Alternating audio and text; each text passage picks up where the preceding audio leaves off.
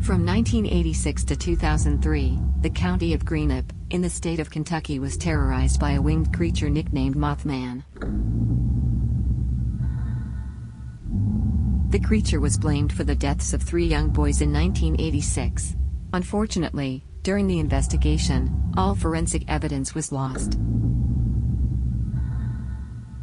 The last reported sighting was in November of 2003 when the creature was photographed on top of the Ironton-Russell Bridge.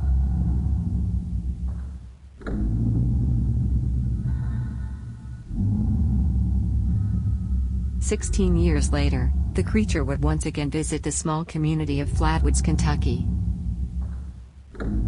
On Tuesday, July 2nd, at approximately 12:30 a.m., Sam and Rita Mead were awakened by the barking of their 3 dogs. When Sam walked onto their back porch to investigate what had startled their dogs, he described seeing a dark, winged creature near the edge of the wood line. Sam and one of his dogs followed the creature further into the woods until it had disappeared from sight. He described the creature jumping from tree to tree. 2 days later, he discovered a picture on his trail cam that he believes captured the reflection of the creature's eyes, while sitting atop one of the trees along the trail.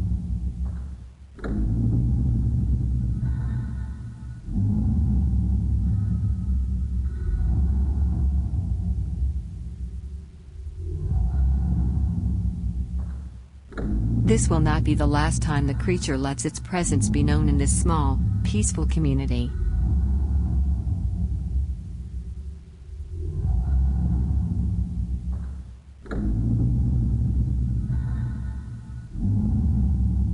On Friday, July 5th, at approximately 10:45 p.m., Matthew Schroeder had just returned home from an evening spent with friends. Matthew lives near the intersection of Veronica Lane and Route 207. As usual, his dogs were barking upon his arrival, so he didn't give it much attention until it became apparent that the dogs were barking longer than normal. When Matt stepped into the backyard to investigate the commotion, he was instantly overcome with fear and surprise at what he witnessed standing less than 30 feet away from him. In his nerve-shattering panic, he was able to make a 911 call for help. 911, what are you reporting? We got someone or something crawling around out here. Did you see what it was? Was it a person or an animal or? I can't tell. All I know is that my central light came on and I just happened to glimpse and see this thing running across the yard. A good-sized man or something. Looks like a man. I don't know what it was, just that it ran across the yard. Okay. You've had problems in the neighborhood before? Yeah, my dog was killed here just recently. I don't know what it was. Whatever it is, it's running. I couldn't catch it if I was going to chase it. But whatever it was standing up. I'm out here looking through the window now and I don't see anything. I don't want to go outside. Jesus Christ, you better... Sir? Zito! Hello? Get somebody out here. What's going on now, sir? That son of a bitch is about 6'9", I don't know. Do you see him now, sir? Yes, I'm looking right at him. Okay, hang on. He's right... Is he in your yard, sir? Yeah, God, he's big. Okay, what's he doing in your yard? He's looking at me. Oh, and the guy is on foot. I don't know what... It's a big, real big person. That's all I can say. Okay, but it is a person. Yeah, I'd say it was a person, somebody really big. But he's all in black. The following morning, police began an initial investigation into Matthew's 911 call.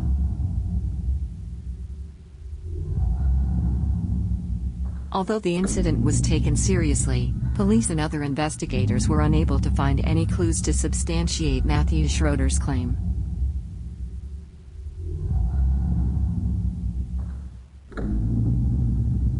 In early 2017, demolition began on the original Ironton-Russell Bridge. This was the location of the last known sighting of the creature in 2003.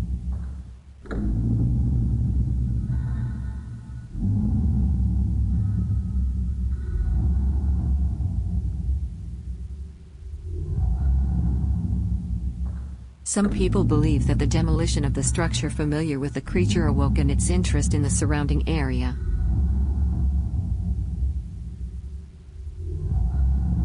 Crew members from Bremen Construction, the company contracted to build the new bridge, reported a number of strange instances during its construction.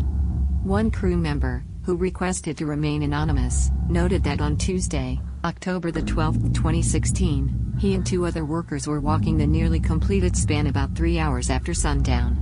They were preparing tools and material for the next shift that was due to arrive at 5 a.m. the next morning. The crew member stated that he and the other two workers had just walked approximately 30 yards away from 10 boxes of material that they had just stacked along the safety rail. They witnessed a large shadow cross the bridge deck in front of them and could distinctly hear the sound of large, flapping wings. A little stunned, they turned toward the direction of the moving shadow that slowly disappeared into the darkness. Moments later, they could hear the shuffling of the boxes they had just stacked and then the sound of 3 of them splashing into the river below. Since the 3 boxes of missing material could not be retrieved, a police report was filed with the Ironton, Ohio Police Department as well as the Russell, Kentucky Police Department. Crew member Randall Haynes stated that earlier in the year, around the beginning of March, while he and 10 other crewmen were working on the road deck, they had been plagued with strange sounds throughout the late evening and into the night. Mr. Haynes stated that it is common practice for him to take numerous photos of the crew's progress at various stages of the project. On this particular night, even after the talk and jokes about the strange sound they heard had slowed, it was business as usual. Mr. Haynes had taken approximately 125 photographs throughout the evening. The next day, as project managers scanned through the photos of the previous night, one noticed an oddity in one of the photos. Though it was difficult to see, this one photo caught the reflection of red eyes glaring down on the workers.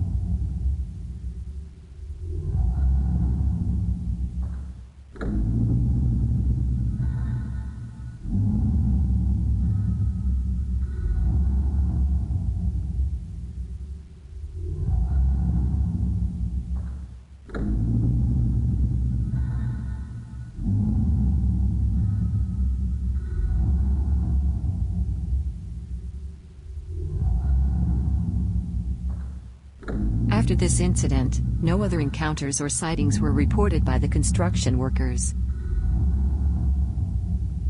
In the early morning hours of Friday, March 17, 2017, Danny Hansen was leaving his house for an early morning shift at AK Steel.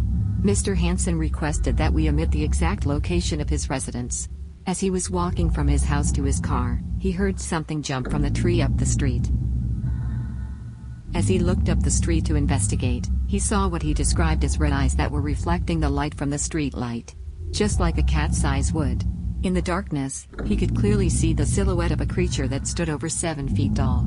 As he pulled out his cell phone to take a photo, this seemed to get the attention of the creature. He was able to take one photo before the creature disappeared in the darkness between 2 houses.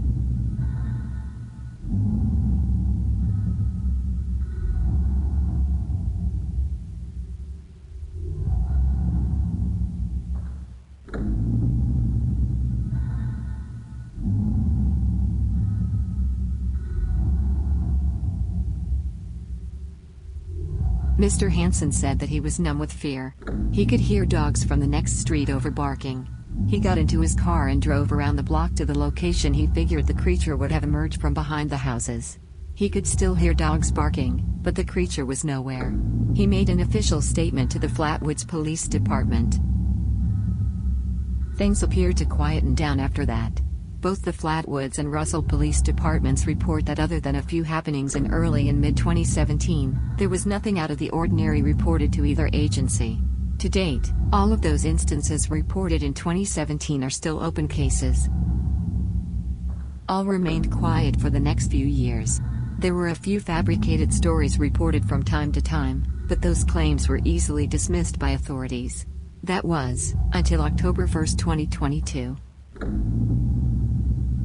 On Saturday, October 1st, 8-year-old Alan Blevins left the comfort of his home to spend the night with a friend who lived 3 streets over towards the center of town. Alan would never arrive at his friend's house.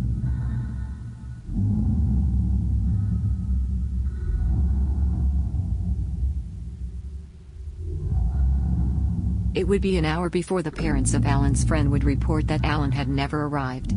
Upon hearing this, Alan's mom Connie frantically searched outside of her home, calling out to neighbors for help and looking for any sign of her son. It was soon apparent that the authorities needed to be notified, and many calls were received by Greenup County 911 and the Flatwoods Police Department. In just a short time, many of Ms. Plevin's neighbors were combing the neighborhood in search of Alan. One neighbor, David Sammons, who lived a few houses up from the Blevins, made a gruesome discovery just before authorities arrived on scene. In the woods adjacent from the Blevins' home, Mr. Sammons discovered a partially mutated deer. The kill appeared to be fairly fresh. As daylight was fading, action was quickly taken by the Flatwoods Police Department as well as the Flatwoods Fire Department to set up a perimeter around the Blevins' home as the search for young Alan continued. Other area agencies began to assist in the search as well.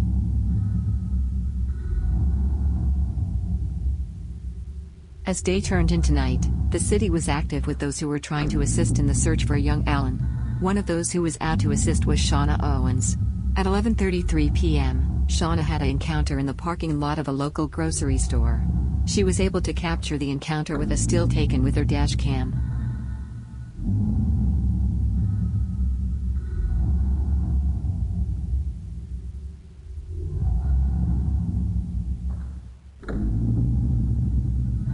Shauna states that she was approximately 100 yards from the creature when she turned into the parking lot of the grocery store. She said as soon as the creature noticed her, it took flight. This all happened in the blink of an eye. Ms. Owens quickly reported her encounter, and word spread throughout the community of another possible Mothman sighting. This time, while searching for a missing boy. For those who could remember, fears and thoughts quickly turned to the boys who were abducted and ultimately killed in 1986 near Greenbow Lake State Park. Brandon McKee, Cody Robinson and Mike Davis.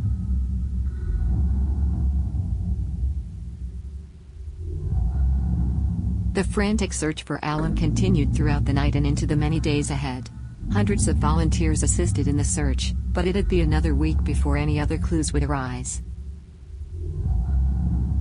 School attendance would drop, kids were made to play indoors, and the police presence was abundant. Neighborhood watch parties were formed to help residents feel more secure.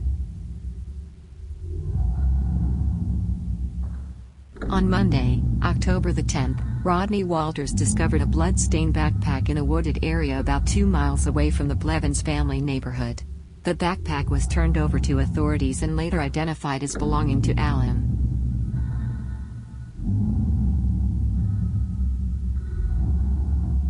A DNA test would later prove that the blood did indeed belong to Alan Blevins. On Sunday, October the 23rd, as the sun set in late evening, Doug Camper and his family were settled in for dinner and family time. The Campers had an indoor dog that began to act outside of its norm. It was irate, constantly barking and scratching at the back door. As Doug excused himself from the dinner table to investigate, he noticed that the motion light in the backyard was activated. At first, Doug didn't notice anything out of the ordinary. Obviously, something had triggered the motion sensor on the light, but nothing could be seen in the backyard. As he was about to return to the dinner table, Doug heard a scratching noise coming from the corner of his backyard. In that corner of the backyard stood an old oak tree. Doug quickly ran back into the house to get a flashlight to further investigate exactly where the noise was coming from. When he returned to the backyard, the noise had subsided and nothing out of the ordinary was discovered. It wasn't until the next day, when Doug returned to the backyard in the light of day, that he discovered something that could not be explained. About 12 feet high on the trunk of the tree were huge gouges in the bark. With everything that had been going on in the community, Doug decided to report the incident, and the police did respond and took pictures of the destruction. The following night, Doug was prepared to take photos of whatever created the gouges in the tree, but he did not witness any other oddities. On Sunday, October the 30th, Halloween Eve, the fears of the community came to fruition. As most people in town were focusing on the Halloween holiday and the search for Alan Blevins continued, a police officer from the neighboring town of Russell was volunteering his time searching when he came upon the body of the missing boy. The officer discovered Alan's body in a field on the backside of the local high school.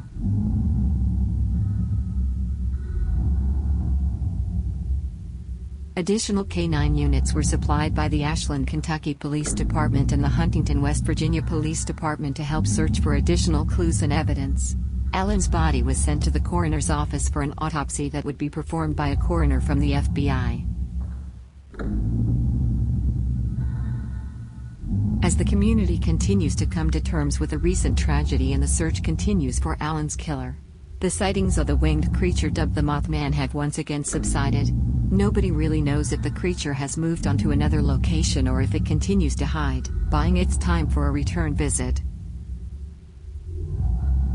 Regardless, Halloween of 2022 will be held and celebrated with great vigilance and uneasiness.